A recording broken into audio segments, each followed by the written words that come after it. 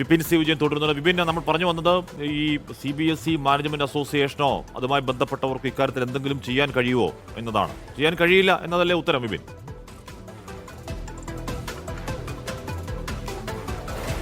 Yes Ashmi, നമ്മൾ പറഞ്ഞു വന്നതുപോലെ തന്നെ ഇതിൽ ഒരു വ്യക്തമായിട്ടുള്ള മറുപടി CBSEയുടെ ഭാഗത്തുനിന്ന് ഉണ്ടായിട്ടില്ല എന്നുള്ളത് തന്നെയാണ് പ്രധാനമായിട്ടുള്ള ഒരു പ്രശ്നം. ഇപ്പോൾ അവസാനമായി ലഭിക്കുന്നത് ജൂൺ 15-ാം തീയതി ഒരു ഓർഡർ കൂടി ഇറങ്ങും, അല്ലെങ്കിൽ അതിനുള്ളിൽ ഒരു ഓർഡർ കൂടി ഇറങ്ങും, അതിൽ കുറച്ചുകൂടി വിവരങ്ങൾ ഉണ്ടാകും എന്നുള്ളത് മാത്രമാണ് ഇവിടുത്തെ, അതായത് സംസ്ഥാനത്തെ CBSE മാനേജ്മെന്റ് അസോസിയേഷൻ കേന്ദ്രവുമായി ബന്ധപ്പെടുമ്പോൾ ലഭിക്കുന്ന അവസാനത്തെ ഒരു അപ്ഡേഷൻ ഉള്ളത്.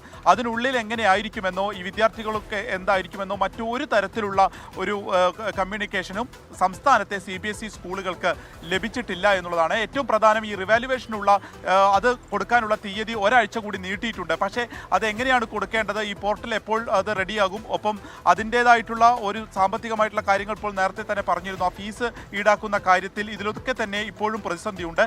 കിട്ടുന്ന ആൻസർ പേപ്പർ ആണെങ്കിൽ അത് ക്ലാരിറ്റി ഇല്ല. ഇങ്ങനെ ക്ലാരിറ്റി ഇല്ലാതെ ആവുമ്പോൾ അത് എത്രത്തോളം അതിന് ഇനി അങ്ങോട്ടേക്ക് മാർക്ക് ലഭിക്കും എന്നുള്ളതിൻ്റെ ഒരു ആശങ്കയുണ്ട്.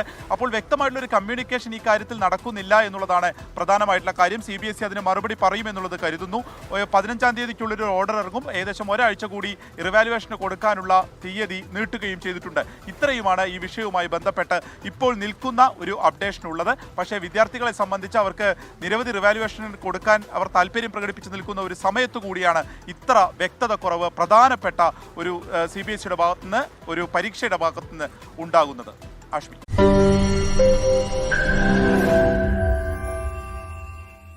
ലോകത്തെവിടെയായാലും ഏത് സമയത്തും 24 വാർത്തകളും ഓഗ്മെന്റഡ് റിയാലിറ്റി പാക്കേജുകളും എക്സ്പ്ലെയിനറുകളും വിശദമായി കാണാൻ ഞങ്ങളുടെ YouTube ചാനൽ നിങ്ങൾക്ക് സബ്സ്ക്രൈബ് ചെയ്യാം.